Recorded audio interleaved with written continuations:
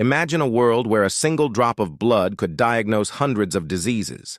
Diabetes, cancer, cholesterol, infections, all tested quickly, cheaply, and painlessly.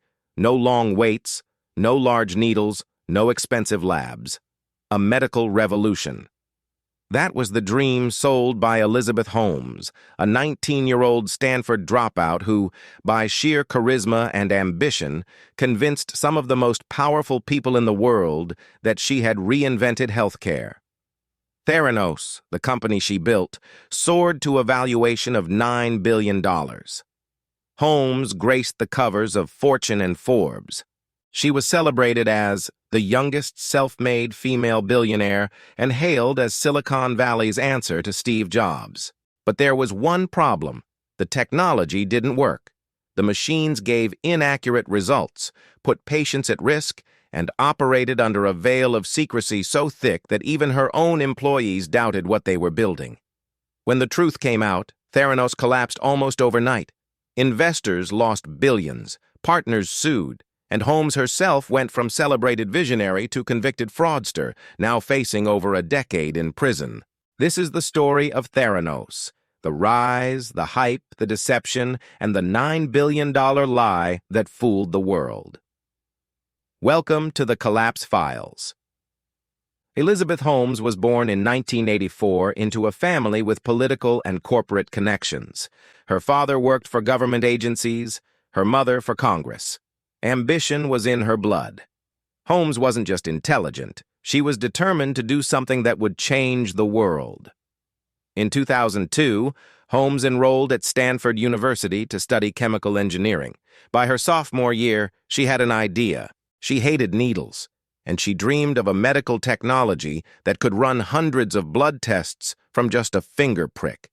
She believed it could eliminate painful blood draws, make testing more accessible, and even save lives by detecting illnesses early. It was a noble vision. And in Silicon Valley, where ideas are often valued more than execution, that was enough to spark interest. In 2003, at just 19 years old, Holmes dropped out of Stanford and used her tuition money to start her own company, Theranos. The name, a blend of therapy and diagnosis, captured her mission. Holmes was a natural storyteller. She told investors about a device called Edison, a small, sleek machine that could run hundreds of tests on just a drop of blood. In a world where lab testing was slow, expensive, and required vials of blood, this sounded like magic. Investors lined up.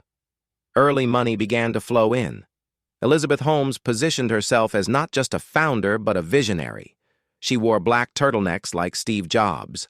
She spoke with conviction, sometimes even lowering her voice to sound more authoritative. She wasn't just building a company, she was building a myth.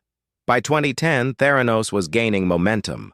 Holmes had secured millions in funding and was attracting some of the most influential names in business and politics. Her board of directors looked more like a U.S. presidential cabinet than a biotech startup. Former Secretaries of State Henry Kissinger and George Shultz. Former Secretary of Defense James Mattis. Former U.S. senators and admirals. They weren't scientists, they weren't doctors, but their presence gave Holmes credibility. She charmed journalists. Fortune ran a glowing cover story calling her the world's youngest self-made female billionaire. She appeared on stages, delivering TED-style talks about democratizing healthcare. She wore the black turtleneck. She spoke of changing the world, and people believed her. Theranos struck a massive deal with Walgreens to install Edison machines in pharmacies across the U.S. Imagine walking into your local drugstore, pricking your finger, and getting instant results for dozens of tests. It was a revolutionary pitch. Walgreens invested. Safeway followed. Investors poured in more cash.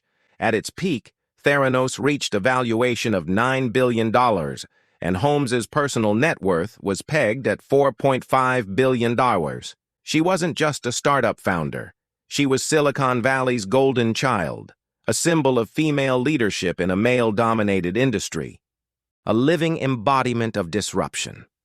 But behind the locked doors of Theranos Labs, reality told a very different story. Inside Theranos, the truth was clear. Edison machines simply didn't work. They produced wildly inconsistent results. Sometimes they gave accurate readings. Other times they showed dangerously false outcomes. Engineers tried to fix them. Scientists raised concerns. But Holmes and her second-in-command and romantic partner, Sunny Balwani, refused to listen. Instead, they demanded secrecy. Employees were forced to sign strict NDAs. Labs were divided into silos, so staff couldn't compare notes. Questions were met with intimidation.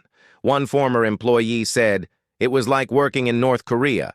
Cameras watched every move. Whistleblowers were threatened with lawsuits. Even board members weren't allowed into the labs." Meanwhile, Theranos faked demonstrations. When showing the Edison to investors or partners, they often ran the tests in back rooms using commercial lab equipment, then pretended the results came from their own devices. Walgreens and Safeway executives were given glossy presentations and reassurances, but never real proof. Patients began to suffer. False test results led to terrifying outcomes. One woman was told she was miscarrying when she wasn't. Another received a false cancer scare. Yet Theranos pressed forward, rolling out their machines in Walgreens stores. The cracks were widening, and soon the entire illusion would shatter. In 2015, investigative journalist John Carreyrou of the Wall Street Journal received a tip. Rumors were swirling that Theranos technology didn't actually work. Carreyrou began digging, speaking to former employees under anonymity. What he found was shocking: a company built on secrecy, intimidation, and lies. Whistleblowers like Tyler Schultz, grandson of board member George Schultz, risked everything to speak out. Tyler discovered that Theranos was manipulating results and hiding data. When he raised concerns, Holmes's lawyers threatened him. His own grandfather, sitting on Theranos's board, didn't believe him at first. But Tyler persisted, and Carreyrou gathered more evidence. In October 2015, the Wall Street Journal published a bombshell expose revealing that Theranos's devices were inaccurate and unreliable. The medical community erupted. Regulators began circling. Investors demanded answers. And yet, Elizabeth Holmes doubled down. She went on television, insisting the journal was wrong. She called the article factually and scientifically erroneous. She smiled, she deflected, she denied. But the truth could no longer be hidden. The walls were closing in. The FDA began investigating. The Centers for Medicare and Medicaid Services revoked Theranos's lab license. Walgreens ended its partnership. Safeway sued. Investors fled. By 2018, Theranos had collapsed entirely, leaving behind billions in losses and shattered reputations. In 2018, Holmes and Sunny Balwani were indicted on multiple counts of fraud. The trial dragged on for years, delayed by the pandemic. But in 2022, Holmes was convicted of 4 counts of fraud and conspiracy. She was sentenced to over 11 years in prison. Balwani received nearly 13 years. It was the final chapter in one of Silicon Valley's most infamous scandals. The collapse of Theranos offers lessons that go far beyond one company. Hype isn't proof. In Silicon Valley, storytelling is currency. But without real technology, a story is just a lie. Charisma can blind. Elizabeth Holmes's image as the next Steve Jobs fooled even the most powerful minds. Boards need expertise. Filling seats with generals and diplomats doesn't replace scientists and doctors. The cost of deception is measured not just in dollars, but in lives. Patients were misdiagnosed. Trust in medical innovation was damaged. Theranos shows how ambition, unchecked by accountability, can turn from vision to fraud. It's a reminder that in business, truth eventually comes out. Always. Theranos wasn't just a failed startup. It was a $9 billion lie that risked people's lives, shattered trust in innovation, and became a warning sign for investors everywhere. Elizabeth Holmes promised to change the world. Instead, she became a symbol of Silicon Valley's darkest flaws. Next time on the Collapse Files, we'll explore the story of Enron, the $65 billion energy empire that manipulated markets, deceived investors, and brought down one of the largest accounting firms in the world. This is the Collapse Files,